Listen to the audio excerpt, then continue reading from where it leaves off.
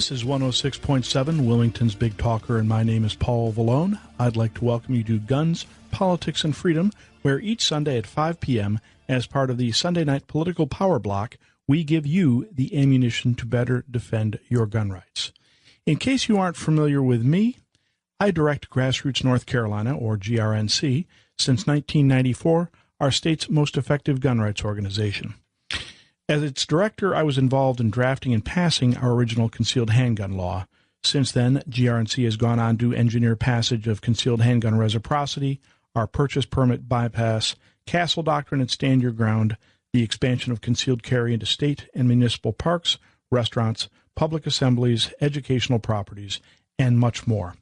Grassroots North Carolina is exactly what the name implies, a grassroots collection of people from all walks of life who share a common concern that our constitutionally guaranteed freedoms are being eroded.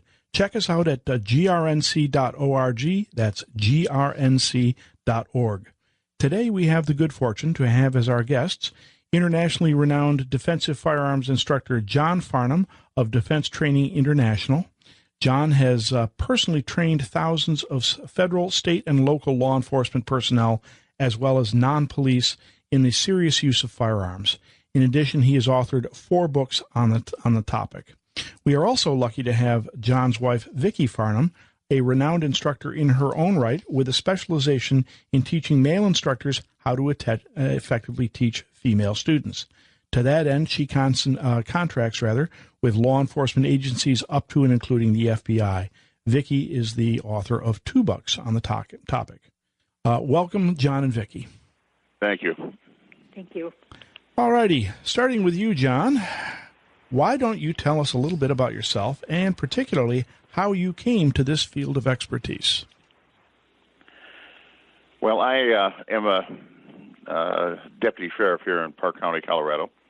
I'm currently in my 43rd year of law enforcement.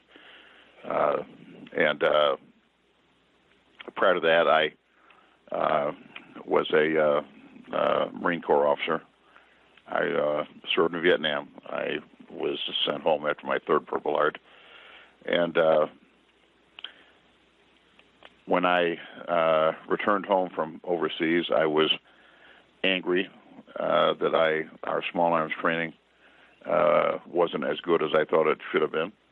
And as a result, I saw many of my friends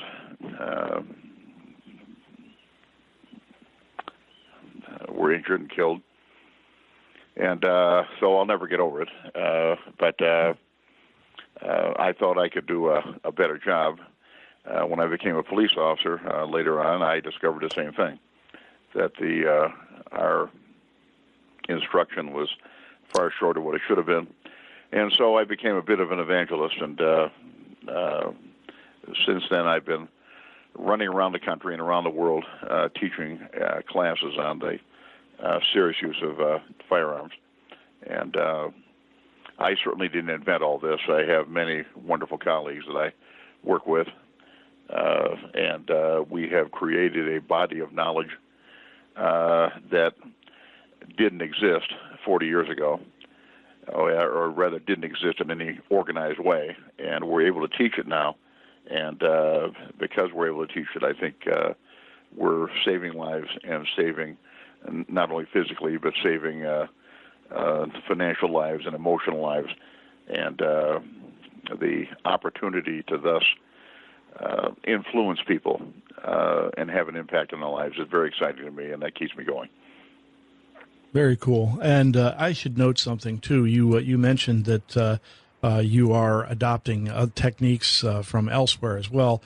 That's one of the things that I noticed in your schools compared to some of the others, that you seem very willing to adopt new tactics and state-of-the-art stuff that it strikes me that some of the other schools sort of get stayed and set in their ways, and they just don't change anything from 1958 till now. Well, that's a problem, of course. You say adopt. The less polite word is steal.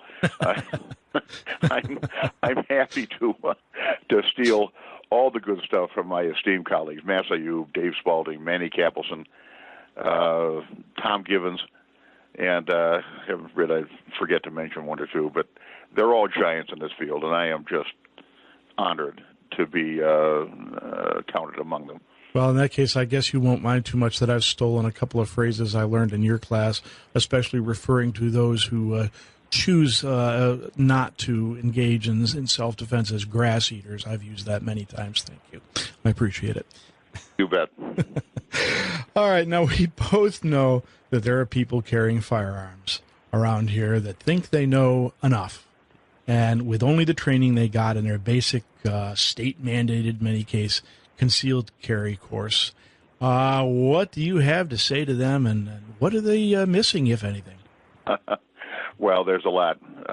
There's a lot they need to know. And as you recall, your course, at the end of the course, I announced to my students that I hope you've wasted your money and never have to use any of this. But when the unthinkable happens and you're involved in a fatal shooting, a lot of things are going to happen, which when you're not prepared for them are going to come as a surprise, maybe a shock. You may do things and say things that are not in your best interest, and all because you don't have the knowledge to know how the system works. For those, most of my students don't work in the criminal justice system on a daily basis. They're unfamiliar with the way it works.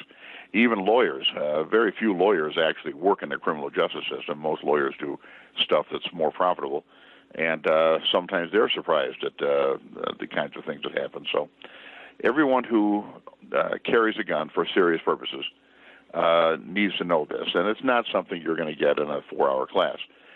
I remember not long ago, one of my students, who's a state legislator here in Colorado, approached me and said, could you write a test that people could take to qualify to carry concealed? This was when that legislation was still pending. And I was rather naive in those days. I said, sure. And I composed something, and then I ran it by one of my attorney friends, and he politely laughed and said, John, this is all wonderful, but it's never going to get anywhere. And, of course, I'm in a puzzled way. I look at him. He said, John, listen, some person with some physical disability won't be able to pass this. He'll go right to federal court, and some federal judge will say, you can't discriminate against people like this, and he's going to throw the whole thing out. So it'll be thrown out almost as soon as, while the ink is still wet. And so you got to understand that this is like a driver's license.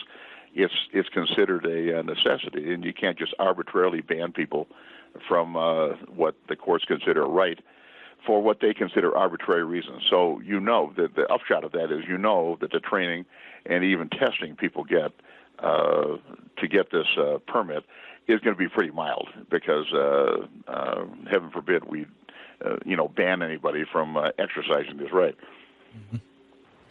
Understood. And yeah, I guess the state, and I know that from I actually helped design some of our training standards here, and you are correct in saying that these are training standards that are designed basically to keep people from being too dangerous to themselves and others.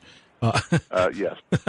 Even our police standards are probably not as high as they should be, because when someone fails a test, they have to be remediated. That means a lot of overtime, and so on and so forth. So there's a great deal of pressure, even in police departments, to create standards that are so low that no one could possibly fail, and then everybody's happy, of course, happy until the unthinkable happens. Yeah, you'll appreciate this. I, too, am federally deputized, and I can't really say what that's all about, but except to say that our qualification course of fire, which takes place between 1 1/2 and 7 yards, is commonly referred to as the Ray Charles Open. Of course, a blind man could pass it. We sometimes refer to it as a mirror test. There we go. We hold a mirror in front of you. When it fogs, you pass.